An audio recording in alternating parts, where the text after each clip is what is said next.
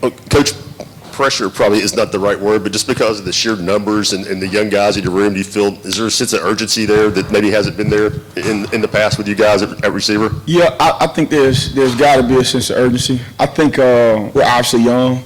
I think the good thing about being young is those guys are able to get more reps, and that obviously heightens their sense of urgency, but also creates an energy and gives them experience and practice that will relate to the game. So with youth, obviously you lack experience, but those guys are making up for it by the amount of reps they're able to get in practice.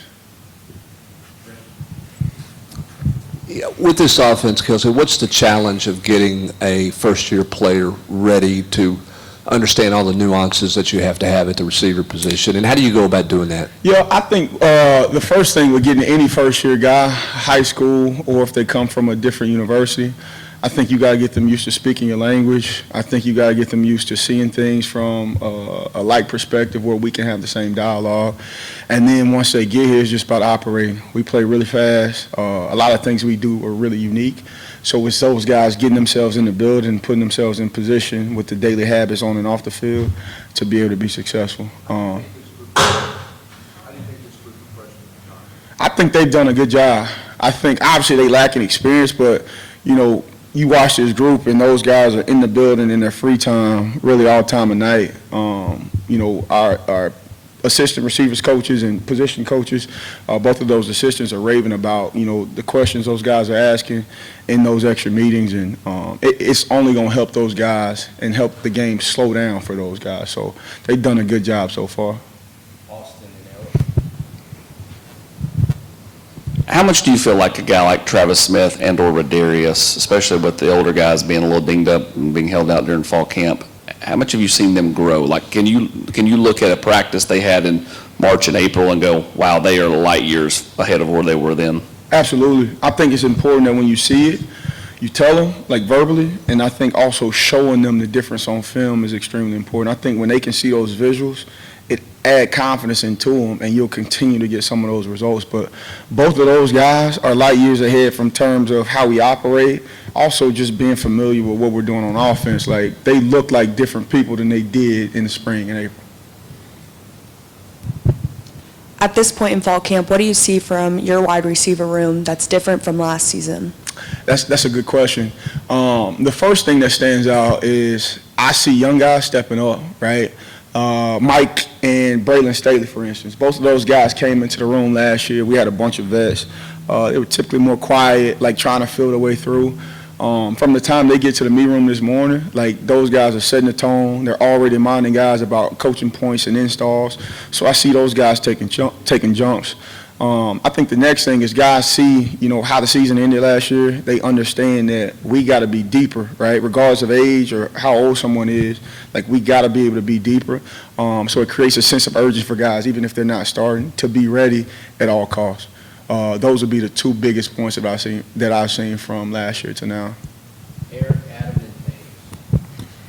Where's Amari Jefferson from? I know that he was dinged up when he got here. He didn't play a lot last year, and a new guy. Where is he from the starter camp to where he is now? What does he need to do the next couple of weeks to be in position to help you guys? Yeah, Amari's done a good job. He's in the group of guys that, you know, is always in the building. I think for him is just continuing to get his body in playing shape, continuing to get his conditioning to the level that he needs to. And he's trending towards that. And I think if he keeps doing what he's doing, like he'll continue to make grounds towards that. Has Mike Matthews moved around to all three different positions? And how much, since your numbers are a little low, how much are you thinking through scenarios of games at this point? If this guy's not available, how you need to move guys around, those sort of things? Yeah, I think before, you know, you start spring ball, you got to designate, for one, what guys can handle that capacity. And I think guys ultimately show how much they can handle in their mental capacity.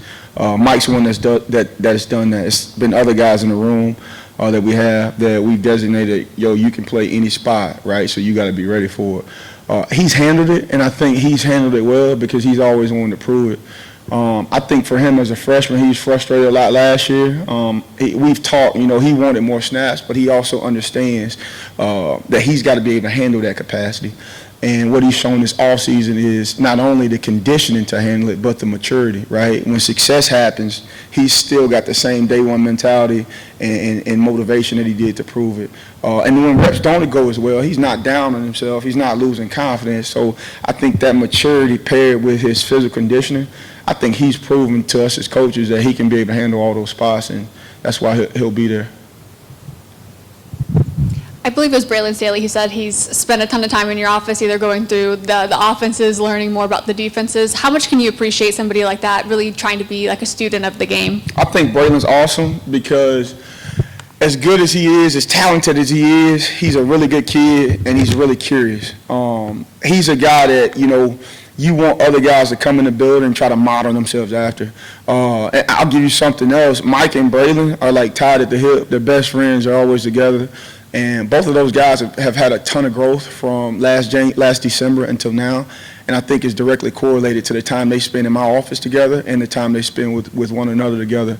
Extra catches, extra meetings. Those guys are doing things on their own in the summer. I think anytime you got like one teammate that's, in your hip and they're pushing you and they're motivated, I think that's going to make you better. And I think both of those guys have benefited from their friendship and, the bond that they have. You mentioned how important it is to tell the young guys when they're doing things right, kind of going along the right lines of doing things. When did you learn that as a coach was so important to kind of remind them that they are on the right path, and why is it important to you as a coach to be able to express that to them? Yeah, I think you take from your own experiences. I played the position, and I remember vividly like certain experiences and situations that either I had that helped me or I wish I had that I wish, a coach would have did and think it would have helped me. And I think you got to add those. I also think it's important to know, what you're dealing with this generation and the type of kids they are. Some kids are triggered by different things. Some kids are motivated by different things. And I think as position coaches, it's our position to study those guys, know that, and then in turn you get the most out of them. Yeah, one, where is Chris physically? I know he's just now getting back, but where do you think he is physically with a couple of weeks to go here? And two, you talked about, things driving different players and all that stuff in this generation. How do you ensure that those guys, young guys, stay confident, don't get down on themselves whenever somebody says something or something happens on the practice field? How do you ensure that they don't kind of lose that confidence about themselves? That second was a good point. For Chris, he's obviously hadn't had a ton of reps. He's got to get his body into shape. I think he's got to do that. He took a big step in that today. He was able to kind of come along today further as he's been this fall camp. But he knows he's got a ways to go in that realm to be able to play and do what we need him to do. And then in terms of your second question, I don't think you can really, you can't really like create confidence for guys. I think you always got to talk to them about responding.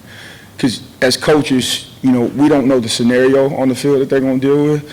We don't know the pressure, the situation on the field. It'll always be ebbs and flows.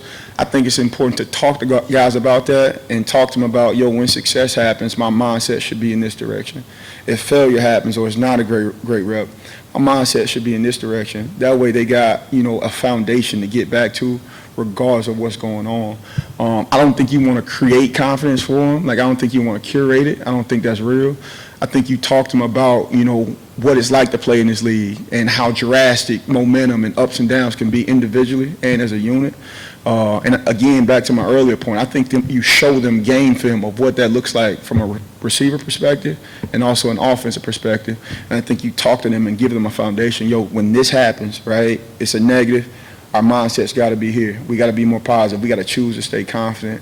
And then we have a good player, a successful player, and explosive. Like, it's got to be day one mentality, get back to work, get lined up fast, get back to my fundamentals and my cues. I think as long as you give them a foundation, they can self-correct. I don't want to always be the one to correct them. I think if they can self-correct, you ultimately get a bunch of coaches on the field, and that's what we want. Kelsey, you go back to Mike and Bray's class, and then this past year's class with Travis and Roarius and Joe Kim, and then the one you have committed right now. You've been on a nice little run in recruiting. What do you think you're doing as a coach that's resonating with parents, resonating with kids that's allowed you to have the success in recruiting over the last couple of years? Yeah, I think for one, I think being authentic, I think showing those families and those student athletes, you got to show them the real you. I think it's so easy in recruiting to just give them all the highlights and the success stories. Like, you got to give them the stories where you failed. You got to give them the stories where you've dealt with adversity. Because I think ultimately, like, perfection, people can't relate to. I think once recruits and families, they see the success automatically when they come here. I think once you give them a couple of those stories about, where we had to deal with adversity or you weren't successful, how you battled back, I think that makes you relatable. And I think nowadays kids want more than anything in recruiting. They want to know you can develop them. They want to know you can get them better, but they also want to know you care, like, about them in the society. Like, you got to be relatable in order to do that. And I think that's what's helped us in recruiting. All right, thank you. Thank y'all.